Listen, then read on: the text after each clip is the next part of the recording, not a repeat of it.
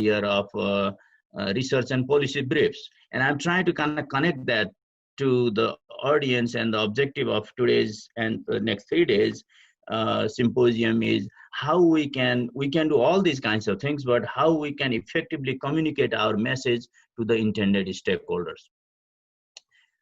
We have our own global journal of agriculture and allied sciences, and we just published a couple of weeks ago Principles and Practices of Food Security. It's a textbook in food security, particularly geared toward the consumption of all the agricultural stakeholders in Nepal.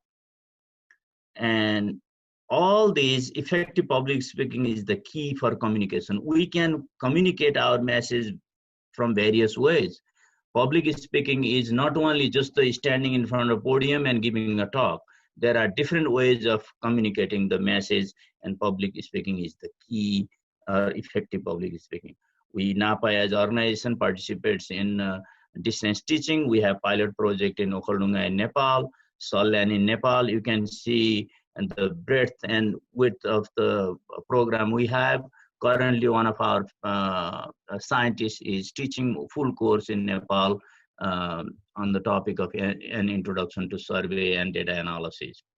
And for the last couple of years with the AFU, few of our scientists are participating in biotechnology, bioinformatics class at AFU. And without going in detail, and that culminated into, just like today we are doing, we had joint symposium with AFU on applied bioinformatics in agriculture and medicine. It was a 5-day program. So we have witnessed the effectiveness of these types of programs, and to benefit our young minds and young scientists. So what are the opportunities? This is, I think, toward the last of my slides. NAPA envisions collaboration with research projects with any entities, any institutions. Teaching would be our goal, a full course or guest lectures or co-teach, short courses like modular classes, and serving on postgraduate student research community in Nepal's universities. We conduct symposia and workshops, perhaps through adjunct professorship, guiding students and so forth. But the bottom line is, all these programs, the success lies on effective public speaking.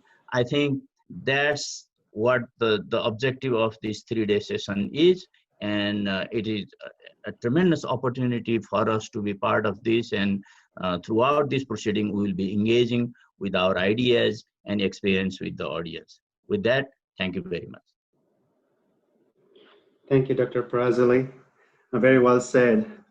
For outreach, policy, research, presentation, all requires effective public speaking.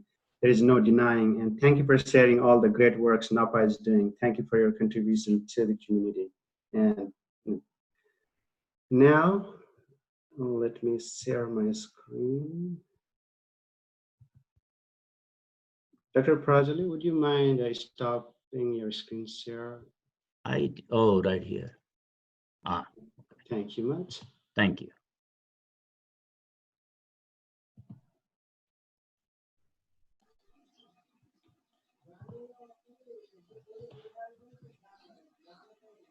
Now, I would like to introduce our final chief guest, Mr. Bilas Upadhyay.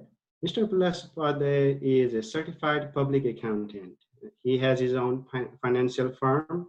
He's also a vice president of Bank of America, one of the world's largest financial institutions.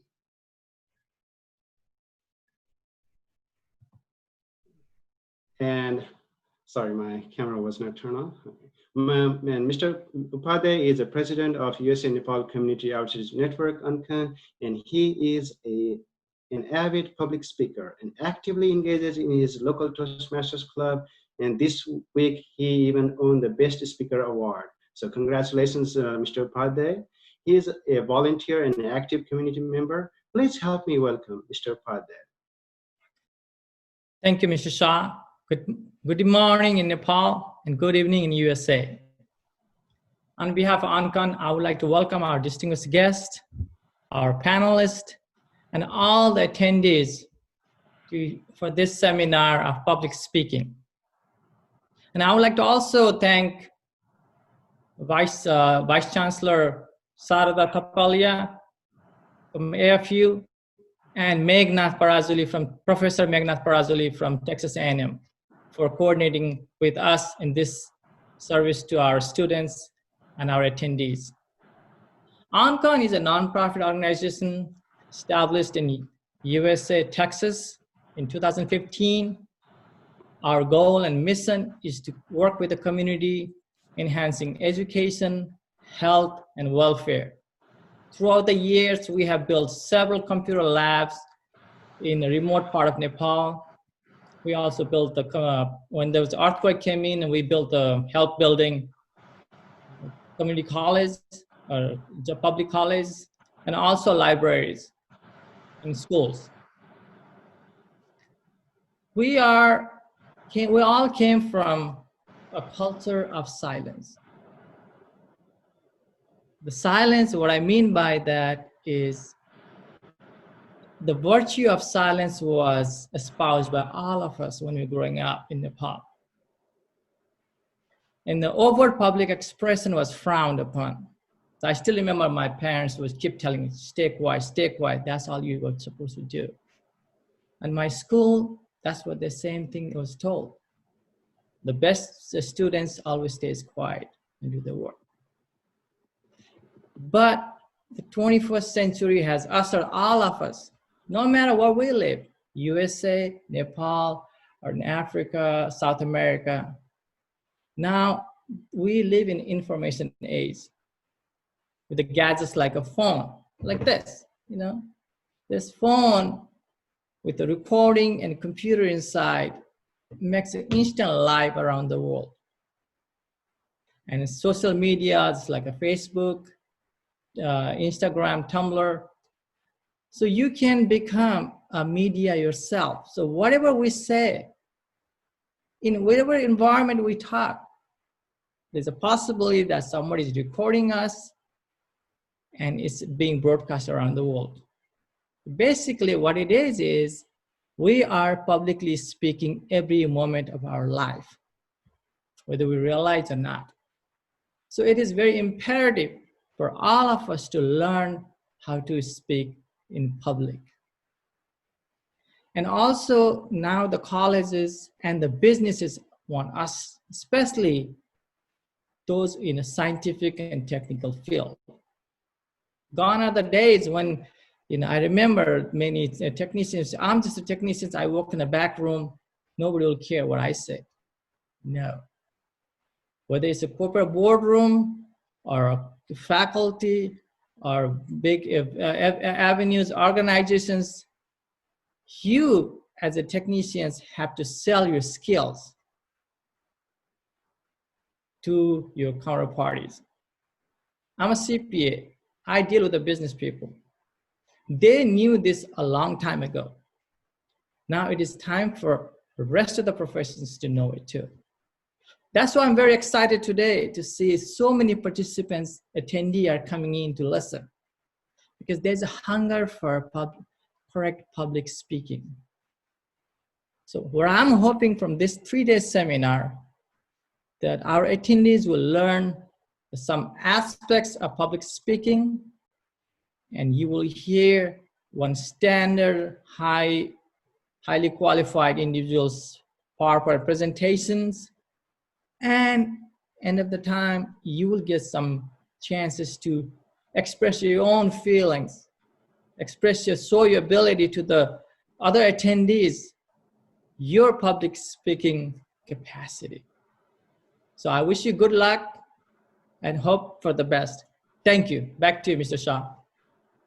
Thank you, Mr. Upadhyay. Very well said. Public speaking is not an optional skill anymore. It is the must required skill.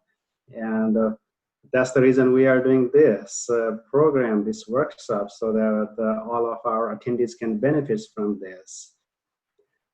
Thank you all the chief guests for your kind words to kick off our program. Now I would like to go to our next segment. As I mentioned earlier, we have 5 speeches from distinguished speakers on topics such as controlling your fear, know your audience, how to prepare and practice, how to organize speech, and a personal story from a keynote speaker. So please allow me to introduce our keynote speaker, Dr. Vishnu Maya Upadhyay. Dr. Maya is a dual certified women and family nurse practitioner. She operates a couple of family practice clinics. She is an executive director and women coordinator of USA Nepal Community Outreach Network, UNCON. She is the force behind the UNCON Women Empowerment Movement. She, along with her UNCON Women team, aims to inspire women to be a fearless voice via Women for Women projects. She also actively engages in her local Toastmasters Club because she is an avid public speaker. She is an active volunteer and a community member. She has done so much to the community via several health camps as well as health awareness programs. She is a natural storyteller and is a passionate of public speaking. Please help me welcome Dr. Maya for her keynote speech. Dr. Maya.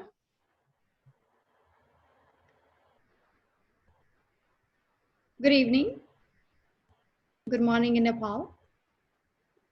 Thank you, Devender Shah, for your kind introduction. Today, I will be talking about how did I overcome my fear.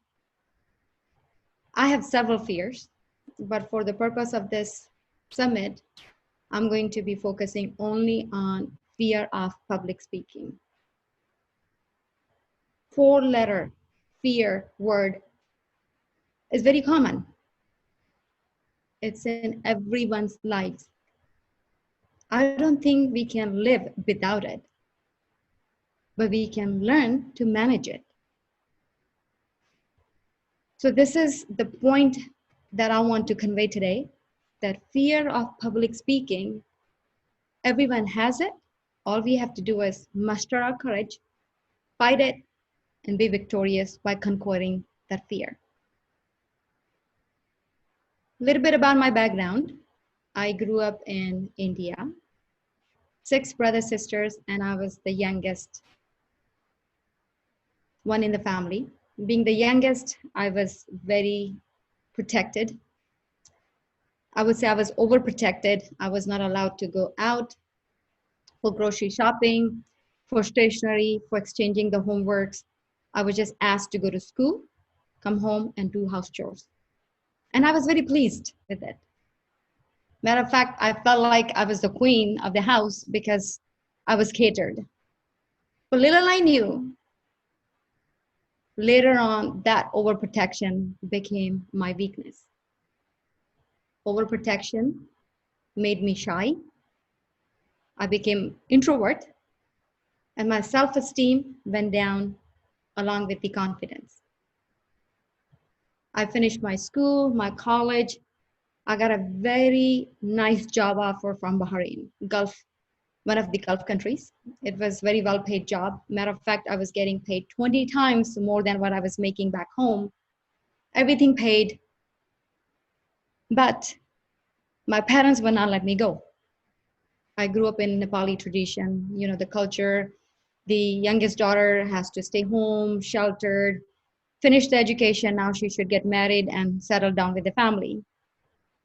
But deep down, I knew that I'm not created for that. At that moment, I wanted to do something great. But again, my power to convince, my power to communicate, even in my own house, was not there. I tried my best, but I couldn't convince my parents.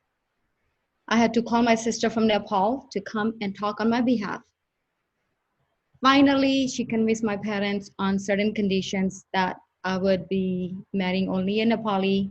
I would not have any affair when I go out to foreign land, and I would not drink. With that permission, I came to Bahrain. It was just like a roller coaster for me. I was very excited to see new country. The place I was put in was just like a palace. It was so pretty. The surrounding was so pretty, and I felt like I was in heaven. But very soon I realized that that dream was not true. The country I grew in was Hindi speaking country. The country I went in was only English-speaking country. I did my courses in English, but my way of communication, I could not converse in English. I could not form sentences. I remember I had so many things to share here, but again, we have very short time. But this story I would like to share, that as a healthcare worker, it is very important for me to relay the message to the upcoming team, what I did with the patient. The upcoming team was consist of people from all over Australia, New Zealand, Fiji, Vietnam, Philippines, and all they spoke or understood was English. I did a pretty good care, starting from beginning till end. My patients were happy. Their outcomes were great. But when I went to hand over, I was tongue-tied. I couldn't speak. And I realized, oh my God, this is not the way I should be surviving here.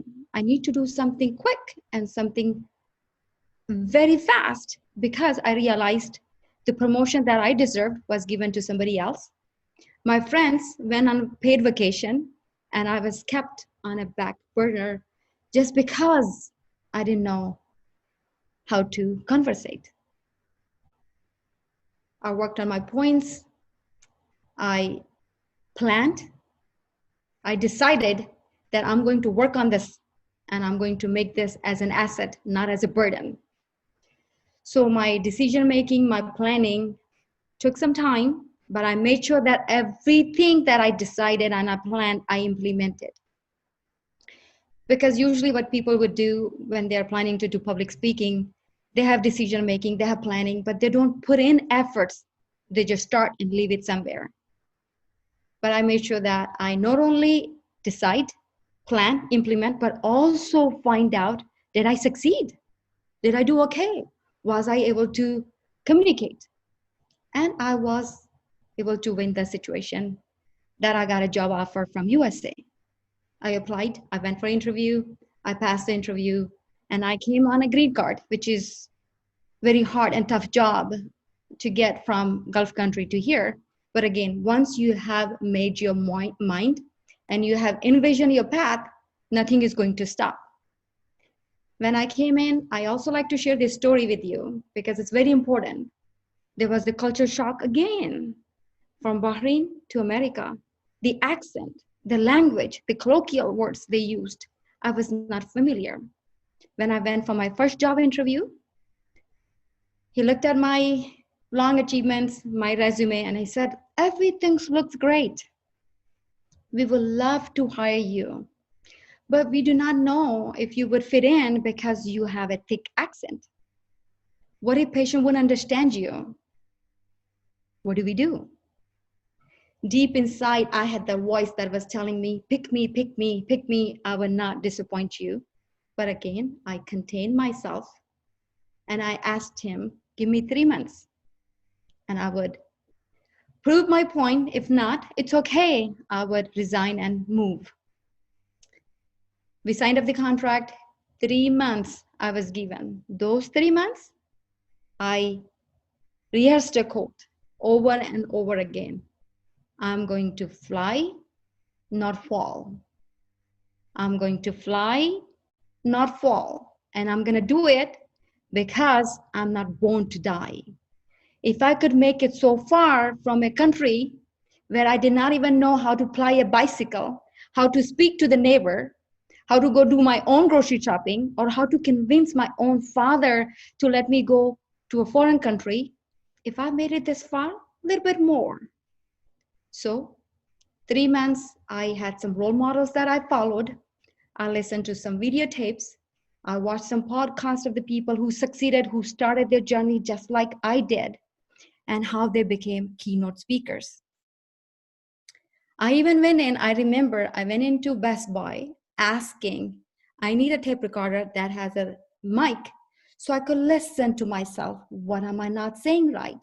I listened to the TV and I watched programs, the operas that are very famous in this country, so I could learn their colloquial language, their slogans, what they use to talk. 3 months, I was called in, I was given a job, and in 2 years, same place, I was made the charge person with a lot of promotions. And whatever I wanted was given to me on a silver plate. So the story that I'm trying to relay here, you're gonna face challenges. You're gonna have fear in your life. There are some good fears, there are some bad fears. You need fear in your life to keep you motivated. If there's no fear, students are gonna get up to go to work, go to school. They will not write their assignments. They will not do their homework, or nobody will go to work. The world will be full of lazy people. So we need some kind of constructive, healthy fear in our life to keep us motivated. But the unhealthy fear we need to take out. That's what I exactly did. And I am so proud to tell you, I'm here today in front of you, telling my story with the confidence and telling every one of you that you will be able to do whatever you want if you put your heart to it and follow 3 C's that I always implement in my life. Number 1, convince. Have a convincing power. When you're delivering a speech, make sure that you're able to convince your audience. Whatever you're delivering, it should be to their flavor, to their interest, and communicate. You do not have to use fancy words all the time. Sometimes you can use your eyes, sometimes you can use your body language, your hands, your mouth movements, your eye movements to communicate your point. And in the end, I would like to tell with pride and joy that change will be there when you will say you could avoid the fear of public speaking by making public speaking your most desired asset. Thank you for giving me the opportunity. I am so grateful to UNCON for this platform, for relaying the message to everybody out there. Please utilize it and use it to your fullest potential. Thank you. Thank you, Dr. Maya. What a wonderful journey you shared from Nepal to Bahrain to the United States. And one thing that really struck to me is we always run away from fear. Who likes fear? No, we don't want that fear, right? But you said it very well. We needed a constructive and healthy fear in our life to get us motivated. Otherwise, the world would be full of lazy people. Absolutely. If tomorrow, if I don't have a fear that if I don't go to work on time, I will be fired, I would rather just sleep till late. Very well said. And if we work hard and put our effort to it, like you said, being tongue-tied and not being able to say stops us from achieving our goals, no matter how talented and hardworking we are.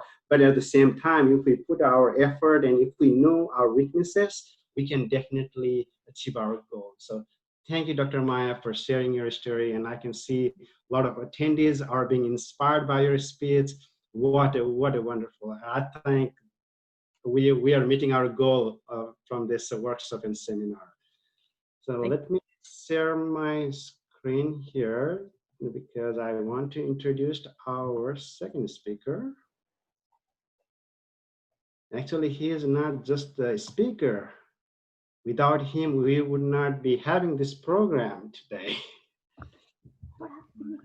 Okay. Batuk Bista. He is a program coordinator of this workshop and seminar. He is a distinguished Toastmasters. He has achieved the highest level of education in Toastmasters, which is the international public speaking organization. He has inspired many, including me, for the public speaking. So I'm very thankful of Mr. Bista. And Mr. Bista is a principal system engineer at AT&T, one of the largest telecommunication company in the world. He holds a master's degree in information systems from University of Dallas. He is a vice president of USA Nepal Community Outreach Network. He is a volunteer and a fearless speaker who is today going to talk about give a speech on controlling your fears. So please help me welcome Mr. Batuk Bista.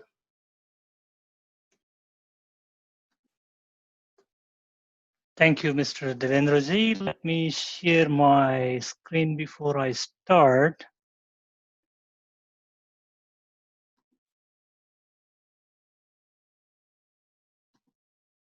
Okay, bear with me.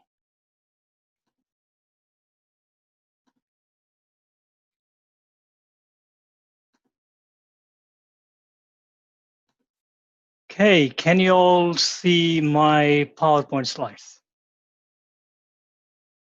Very well indeed. Awesome. We can see it. Okay, just a minute.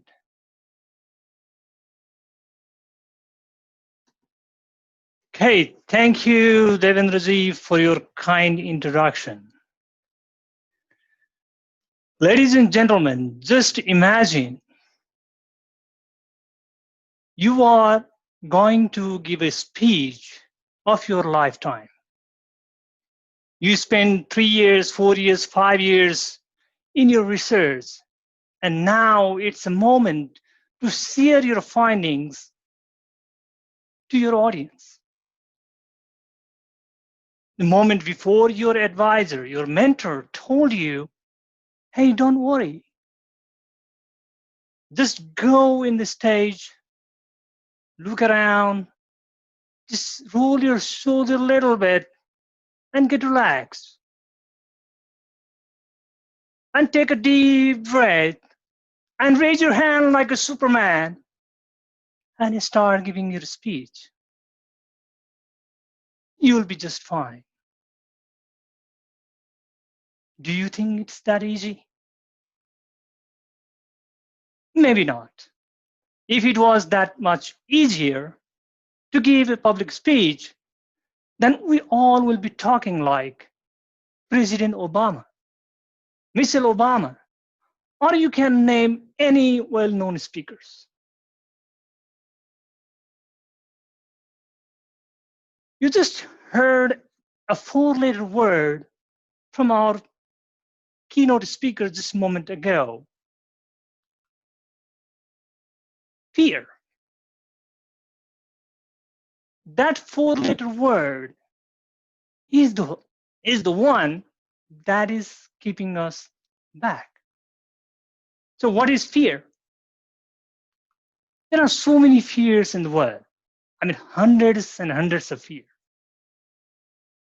You can name like darkness, needle. When you go to the doctor's office, you are afraid of needles. When you are in a small place like a cage, you are afraid. Darkness, water, flying, you name it. You are afraid of those things. But what is number one fear? That's called glossophobia, the fear of public speaking. Why public speaking is so fearful? Why people are afraid of it? If public speaking is a number one fear, then people are not afraid of dying. Isn't it? So, are you afraid of public speech? If your answer is yes, then you are not alone. There are 75% of total population. That means 3 out of 4 people are afraid of public speaking. If they are so afraid, then how do they manage it? That's what we're going to talk next. Think about, why are you afraid? First of all, you need to know the anxiety triggers. Why are you afraid? The reason could be you are in an unknown situation, unknown place. So everything is new, people you are talking to are new. That triggers some anxiety. Second reason, you don't want to fail. You don't want to fail because you want to succeed when you go there. For example, you can ask a student who has been always first in the class, he will tell you, "Wait, what are you afraid of?" And his answer might be, "Hey, I'm afraid of becoming second." Same thing with you going to give a speech first time, you feel like, "Oh, I don't want to go and fail there." That's another anxiety trigger. Third factor is you don't want to look foolish in front of the people. Likewise, when you give a speech, you don't want audience feel bored. You are giving a speech and your audiences are either talking to their friends left and right or looking in their mobile phone, but not paying attention to your speech. Those are 4 anxiety triggers that keeps people from giving public speeches whenever they want. So now you know what are the problems. So what are the symptoms when you go and give a speech first time? Let me explain that. So when you are going to the stage and giving your speech first time, you might feel a increased heart rate. You might feel dizziness. You might feel lightheadedness. You might feel like your hands are just moving here and there.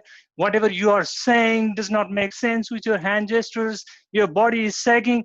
All sorts of things could happen. I mean, you can experience when you go and speak to someone in the audience, you'll feel that way. So now we know what, why, and now how are you going to solve those problems? That's what we're going to talk next. Of course, when there is a problem, we also have a solution. The first thing what you can do, get experience. Now you may be asking, hey, I'm a new person, how am I going to get experience? The first thing you want to try is go and stand up in front of the mirror and start talking to yourself. Give a speech to yourself. Practice over and over and over.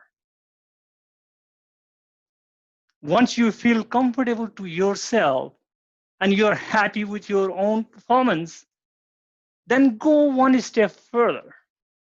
Talk to your friends and families, 3, 4, 5, 10 people, whatever number you are comfortable with. Get their feedback, apply those feedback, build your confidence step by step. Once you pass that stage, then you can go to clubs, speaking clubs like Toastmasters, your clubs in the universities. Go and practice in front of your friends.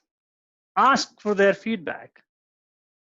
Once you are ready to jump, find any places where you want to go and give your speech.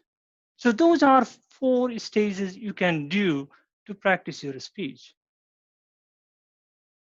Now, second thing is you can do visualization.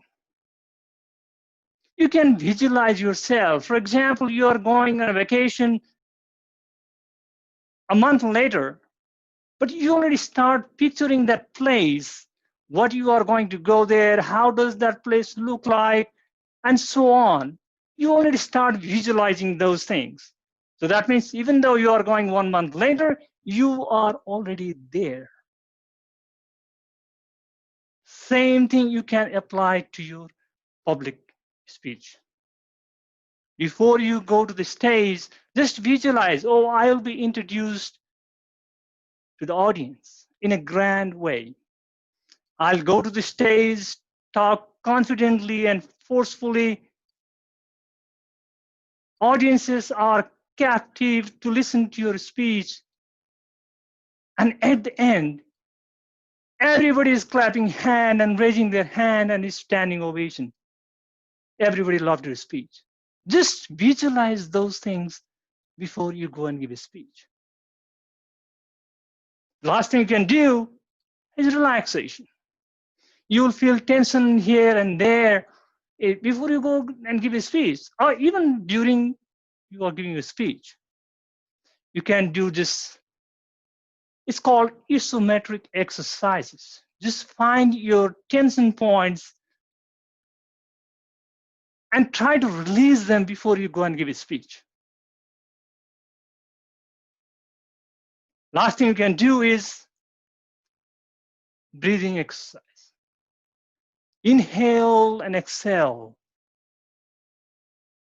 That way you can release your tension any moment. You know, I mean, you may have heard from many places, do this, do that, but that inhale and exhale helps tremendously.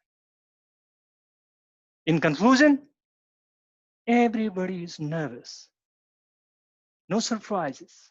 Even the experienced speaker, if you ask them, they'll say, yes, I'm nervous. But why you don't notice them? Because they know how to handle them. If they say, no, I'm not nervous, I'm perfectly fine, then there could be two possibilities. One, he may be lying, or that person could be enlightened. So ladies and gentlemen, hope you got some ideas how you can control your fear and start practicing your first speech. Thank you. I'm gonna share my screen.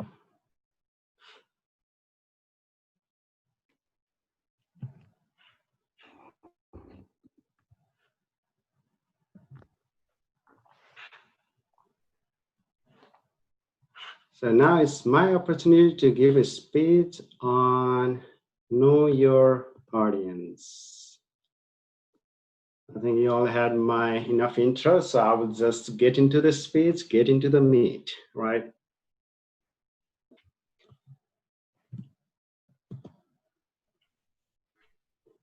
Now, my non-techie friends used to call this all the time. Dave, you are talking over our heads. You know why? I have to share my background with you first. I'm not a scientist or a researcher like you, but I'm an engineer, and I have designed systems saving the company millions of dollars. I'm a technology director for a school district where I get to work on new technologies and manage thousands of computers, laptops, iPads, applications, and more. I get super excited when I see technologies like artificial intelligence, machine learning, blockchain, quantum computing, etc. in action. I love those things. However, I often forget that my non-techie friend don't specialize in technologies. I had a bad habit. Precisely to say, I had a bad habit of injecting techie talk into my conversation.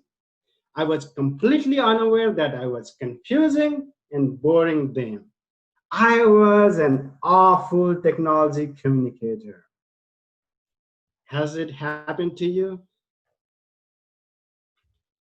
You know, science and technologies are at our fingertips these days. There are new discoveries every day. Those discoveries could have our impact in our life today and in the future. However, often the general public fail to get excited about those discoveries. Why? Because the journals, the blogs, the presentations, the news that we brag about fail to connect them. It's due to the lack of awareness of the audience by those publications.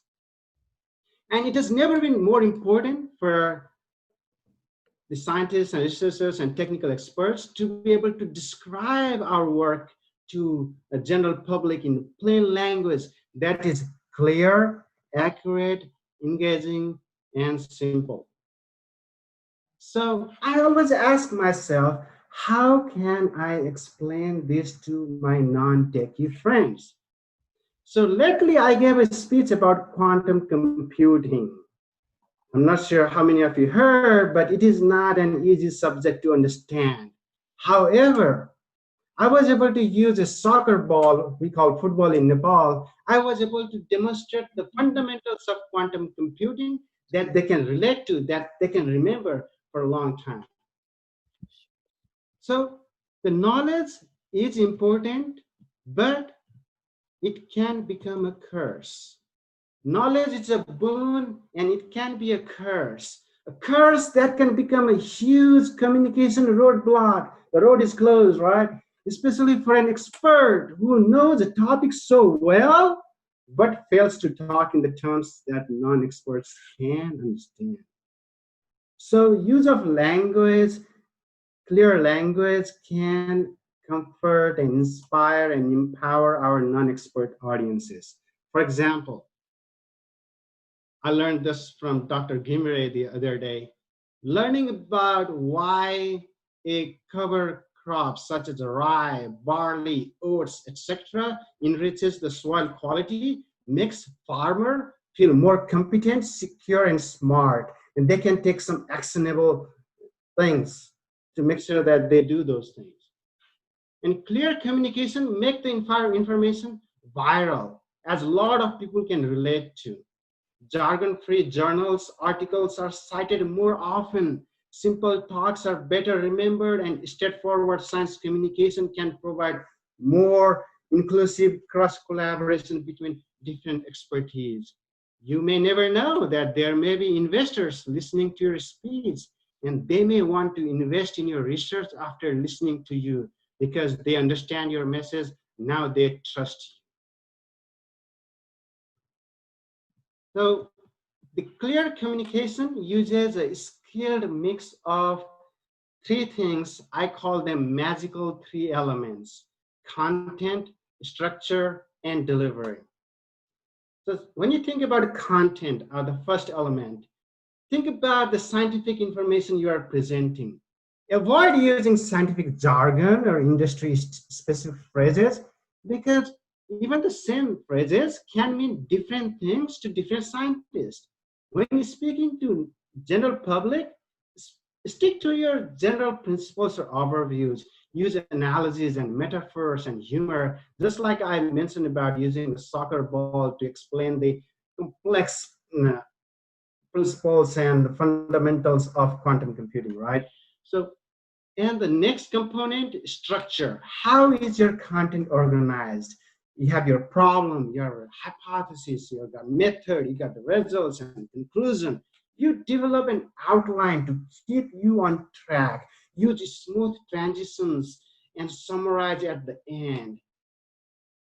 And your delivery should include vocal variety. You don't want the monotone. You want to use the body language and visuals and eye contact, etc. As Mr. Bister mentioned, practice in front of a mirror, or if you have friends and family, practice in front of them. Record yourself on your video and watch the recording, and practice with props and slides so that you are comfortable with them. Practice, practice, practice. Like Dr. Maya mentioned in her wonderful keynote speech. So as a student and researchers and scientists in the field of agriculture and forestry, you have a huge responsibility on your shoulder to educate the community. Our life constantly intersects with science, especially agriculture and forestry. Scientists and researchers and students like yours sometimes should leave the lab and talk what about you do, why you do to the real people in the terms they will understand. Because its application have countless implications for the society. Some of you may think, no, I don't want to use metaphor. They are overly simplified. They are not entirely accurate. We are scientists. We are the students of science. No, we want to represent things that are accurate. But think about the ozone hole is not really a hole. It is a decrease in ozone density. Try to describe to the general people that ozone hole is not ozone hole, but it's just the ozone density is less. They will not remember that. They cannot relate to that.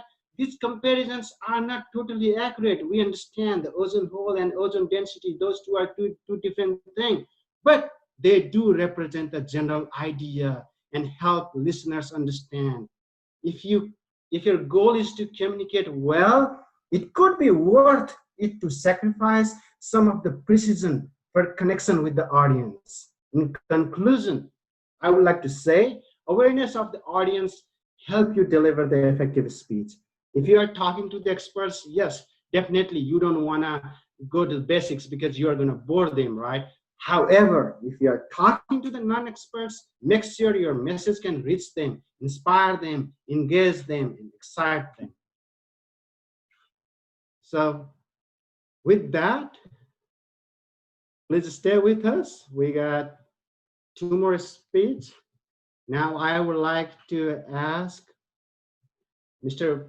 Bilasupade to give his award-winning speech on preparation and practice. Please help me welcome Mr. Bilasupade again. Thanks again. You just heard about the How to Conquer Fear actual life story. Then Mr. Vista talked about conquering your fear. Then you heard about know your audience. So now you're ready to give a speech yourself. Before you give a speech, obviously there are certain things you should not overlook. One of them is preparation and practice. Today, when I'm talking about preparation is more mechanical things, technical items you need to know before you give a speech.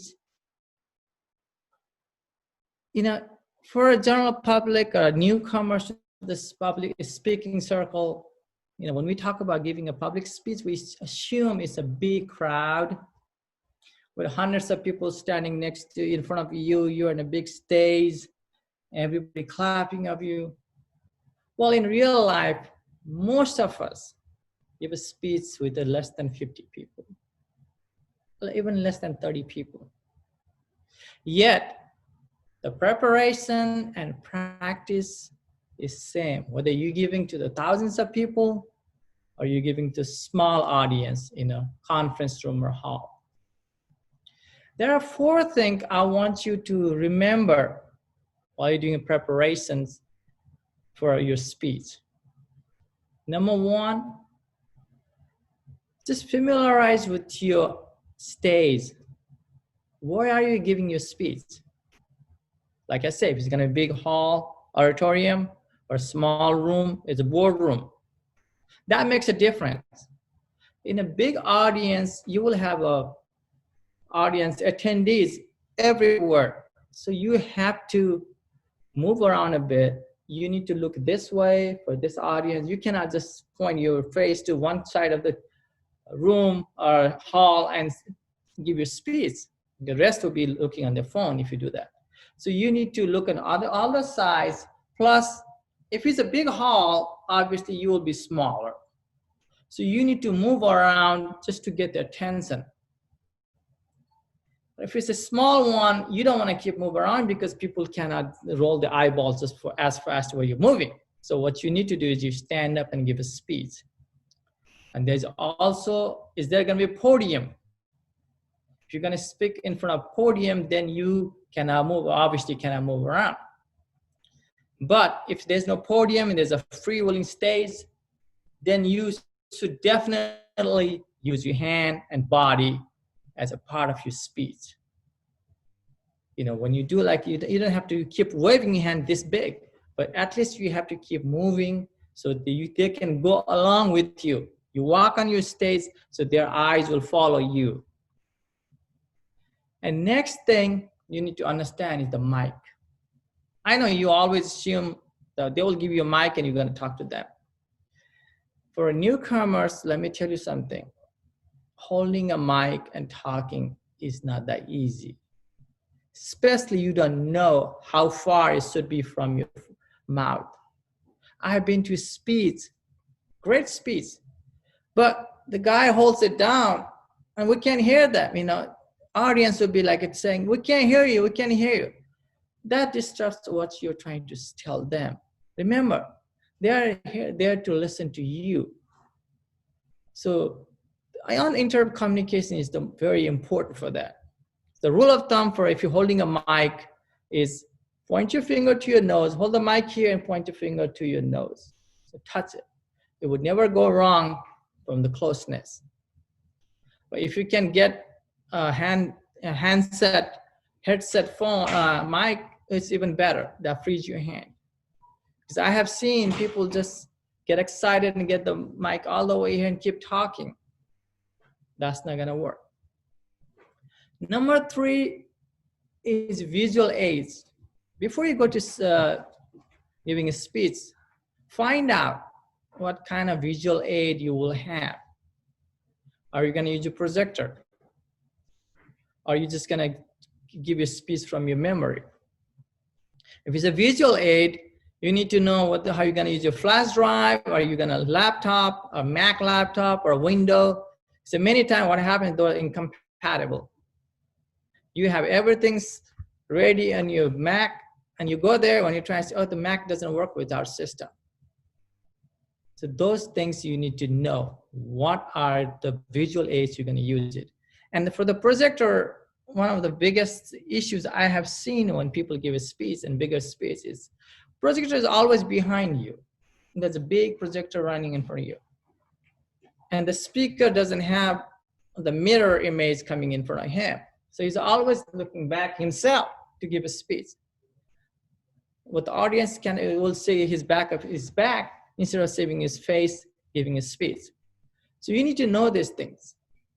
And this, because of COVID-19, the explosion of this Zoom seminars, you need to know about the lighting and how to conduct from home, small confinement.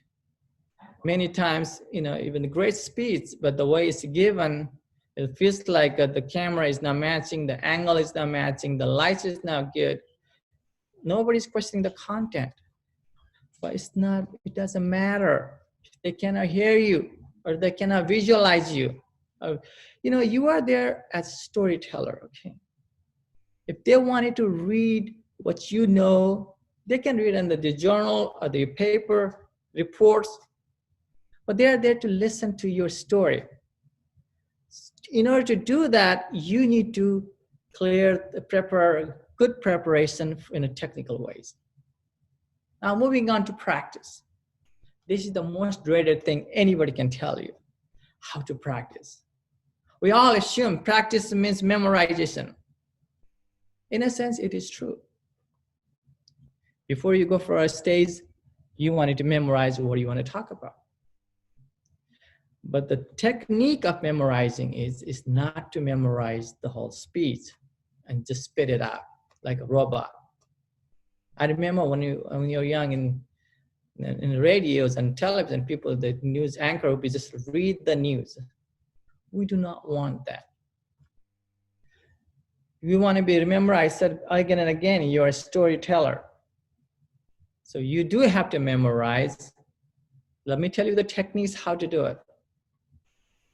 First, write the whole speech. Then highlight the key points.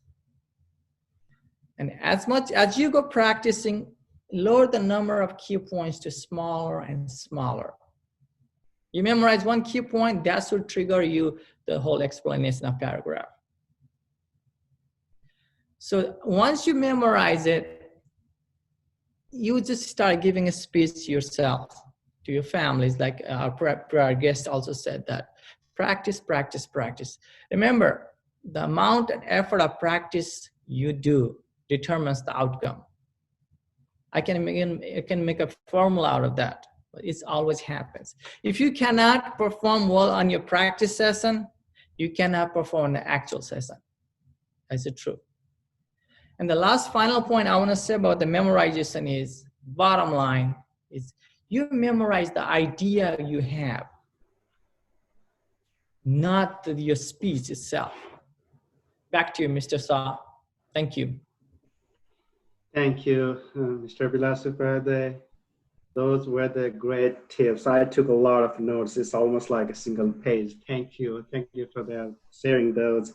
Importance of moving on the stage, holding a mic, and use of the visual aid and technologies, lighting, camera, and especially I like the concept of memorizing the idea, not the whole speech, so that it does not feel that you're reading and reading to the audience. And one thing that I would like to add, and like you mentioned, when we use the technology, things fail. And it happened to us today. We have been practicing so much, and things did happen a little bit today in the beginning. So things will happen, and let's just be calm, like what Mr. Bista said, be calm, breathe and focus, and you will do okay.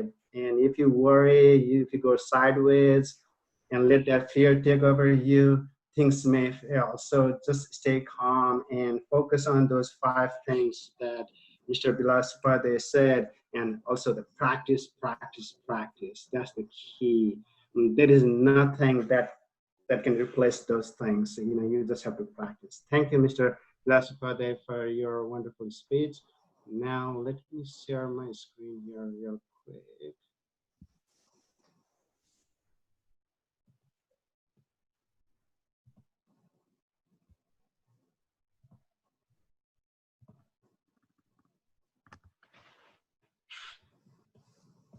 And now I would like to call one of my friends. We just met an hour ago. We just happened to attend the same university, Jeffrey Cornell. Mr. Cornell is attorney in Dallas, Texas with the firm Nichols, Jackson, Diller, Haggard, and Smith LLP. He's also serving as an assistant city attorney to several North Texas cities. He got his bachelor's degree from the University of Texas at Dallas, and he's a volunteer, avid speaker, actively engages in Toastmasters Club. We can learn so much from him, and we are very glad to have Mr. Cornell here giving a speech here entitled How to Organize Your Speech. How to Organize Your Speech, Mr. Cornell. All right, thank you very much. I'm going to share a screen here so you can see the slides that I've prepared. And I think you'll be entertained because I know that I'm the last speaker here, and I'm what's standing between you and whatever lunch that you have prepared at home. It's not an in-person thing, I'm sorry. There's no lunch prepared, there's no lunch provided. Organizing your speech. This is critical. It is something that I think about a lot. Because whenever I'm asked to give a speech, like for today's example, I have to figure out what I want to talk about and how am I going to organize it. I don't want to just get up here and talk about anything. And I can tell you that there's a time or two when I didn't quite prepare and I felt kind of like I was up the creek without a paddle. A show of hands. I'm sure some of you have had that experience where you've been in a creek and without a paddle. I can see all of you now. There's like 300 hands raised. Thank you so much, and I'm glad that all of you can relate to my experience. It's not a good one. So 3 things that I want to talk about. I want to talk about the purpose. I'm going to talk about the structure. I'm going to talk about your speech components. These are 3 things that I think will help you to give a better speech. Now the purpose. You want to think about, are you trying to inform somebody of something? So a lot of you are in the science field. Maybe you want to talk about COVID. You want to talk about how contagious it is so that people will hopefully take actions and be more informed. Talking about COVID, maybe you want to persuade people to wear a mask. We could certainly use that in the US because apparently a lot of people don't believe that masks are effective against COVID. Continue with this, inspire. You want to let people know that at some point, COVID is going to go away. The world is going to be better. You'll be able to visit Nepal. People from the US will be able to visit Nepal. Sorry, people from Nepal will be able to visit the US. It will return to normal at some point. So maybe it's an inspirational speech. Last, it could just be something entertaining. I don't know if you've noticed this, but some people are doing some really crazy stuff with COVID. I've heard that at least 1 in 5 people on a web call don't wear pants. There's 5 speakers, and I'm one of them. It's only the top portion and up. I've got a different pair of shorts on, but it's not my suit pants.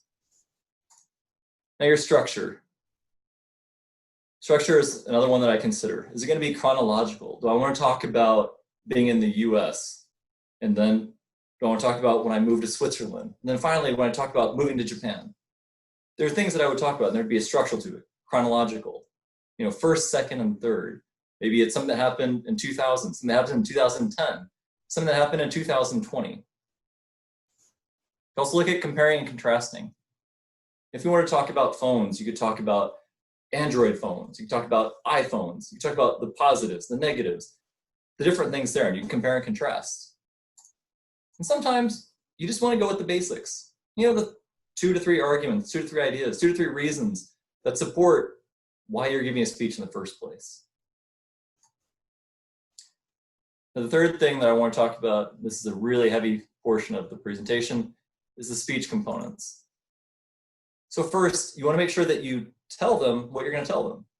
Otherwise, the audience has no idea what's going on. And that's not a good thing. So you want to have that good introduction. Then you want to tell them. This is that body. This is where you're going to flesh out all your points and let them know everything that you want to tell them. And finally, tell them what you've told them. You've got to have that conclusion, that thing that brings it all together. Because if you don't have that conclusion, the audience is sometimes going, oh, that's it. It's over. You ever been in that movie where it just ends and you're thinking, how did it end? We need to watch it again. Let's rewind it. So give that conclusion. Let the audience know that it's over, that you've reached the end of the speech. Your introduction, something that's attention grabbing, something that's catchy. You know, I didn't get up here and talk for the first 2 minutes about myself. You know, my name is Jeffrey Cornell, and these are the things that I do, and these are the schools I went to. I didn't want to do that.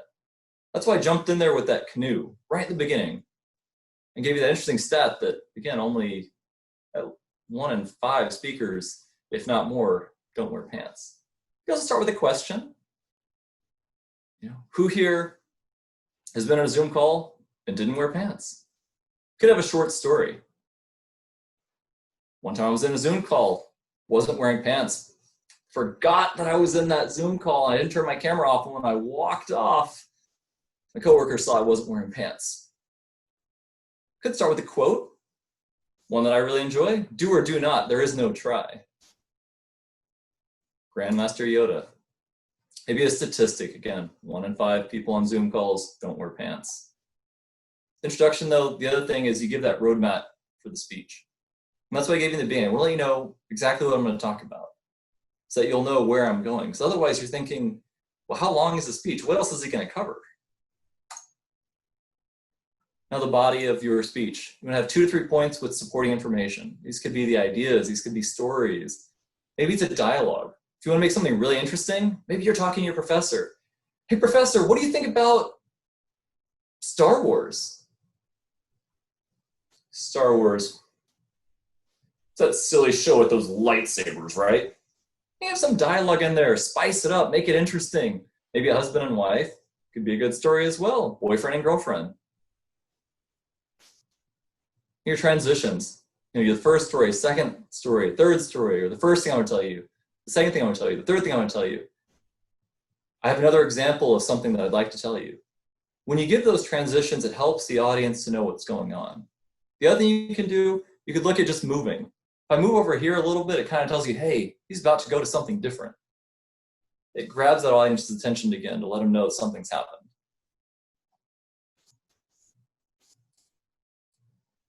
Finally, your conclusion. You got to reiterate your points. Because if you don't reiterate your points, the audience may not walk away with anything. Relate it back to the opening. That's definitely a critical thing. Because if you have that hook that you started here, you ended here, and you brought them together, it makes the audience feel like there was really something there. Also, your conclusion. What should the audience do after the speech? Is it a call to action? Do you want them to do something? Do they need to go out there and take action? Or do you just want them to have a new perspective on things? Maybe the reasons why Black Lives Matter is important in the US. And there's a lot of people outside the US that don't necessarily understand it. but to Americans, it's definitely something that's important. So for your next speech, I want you to focus on the purpose, focus on your structure, focus on those speech components. I believe that if you have all of these things, your speeches are going to be that much better. And the next time that you're giving a presentation, that canoe that you're paddling, you'll have the paddles. Thank you very much, and I'll give it back to Mr. Shaw. Thank you, Mr. Cornwell. I have to agree that today I put my pants on just to get myself in the rhythm, but every other time I had my shorts on and my professional suit and tie and shirt on. But today I had to put myself in the rhythm. But wonderful speech. Thank you for sharing how to organize a speech by putting a purpose, structure, and speech components. All of those things are really crucial, and I've been learning myself. It is challenging, but having the concept of intro, body, and conclusion, starting with a question or a catchy story, and you spice it up, use the smooth transitions, all of those are wonderful. Thank you. Thank you, Mr. Cornell, for sharing those with our 300 plus attendees. I'm sure everyone is enjoying and loving and learning something. So now, with that, I would like to hand over to Mr. Batuk Bista for the closing remarks. Mr. Bista?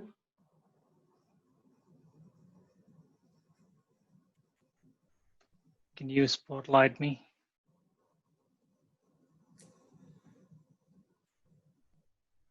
I think Bilasar is trying. Yeah, okay. Thank you, ladies and gentlemen. Thank you, all speakers. Opening remarks given by Dr. Tapalia, Dr. Parajali, and our UNCON president, Mr. Billas Upadhyay. Those were very inspiring. That's all we needed to kick off this 3-day session. Thank you for doing that, our honorable guests. And our 5 speakers, I hope you all enjoyed our speeches today. Our keynote speaker who gave how she conquered her own fear and came to this present stage. It took so many years, but still she was kept working on her fear and finally reached to the place where she wants to be. Although my presentation was a little bit hiccup, I could not share my PowerPoints, but I wanted to convey my message to all of you. Fear is not something that you cannot control yourself. If you give it a try, apply some basic techniques, you can overcome your fear. There is no magic wand. You just try and fix your problem. It's not that way. You have to keep practicing. You have to keep working. It takes maybe months, maybe years, but you have to keep on practicing. Even the very experienced speaker, they always practice their speech before they go and give it to the big audience. The last time I read, if you have heard about TED Talks, you hear the speakers there so fluent, so inspiring, so motivating, everything is a flawless speech. And you may be thinking, I want to speak that way too. But we don't know behind the scene how much effort they have put together to come to that stage. Same thing applies to all of us. I tried to answer many questions you had in your mind. I hope you understood what I'm trying to say. And the third speech, you heard about how to know your audience. That is another important factor. You know how to control your fear. Now you need to know how to know your audience so that you can prepare yourself when you go to the big stage. Our fourth speaker, you heard about preparation and practices.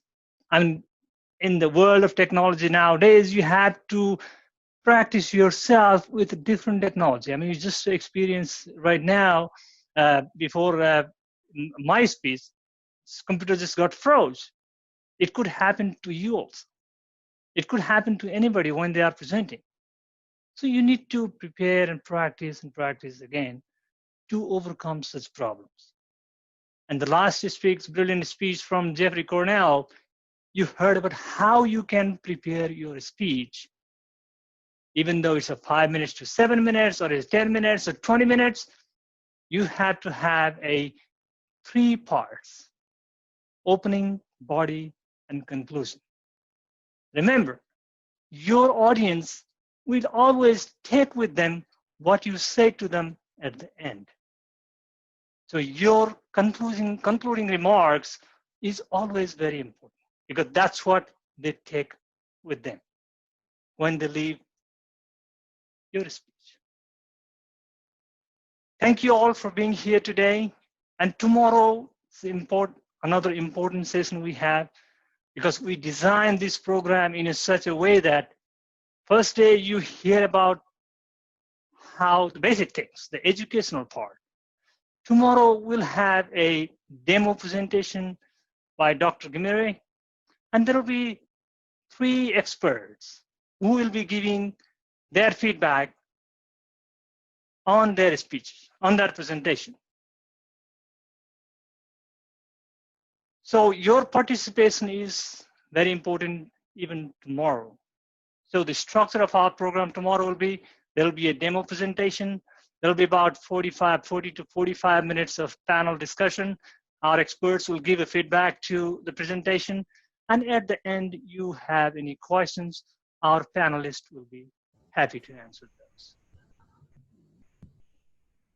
And day 3 is also equally important. And we want to hear from your side. Do you want to give a try in front of the audience? Even though if it is 1 minute, 2 minutes, 3 minutes, whatever you can do it.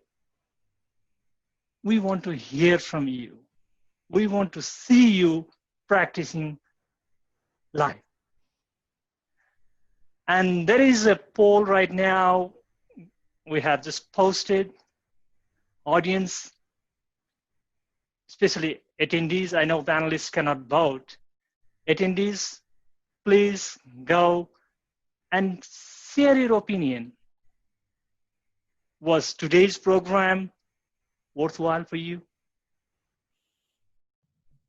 Your feedback is important to us. Was it worthwhile? What is worthwhile? And we want to learn from your feedback, and we keep on improving from our side.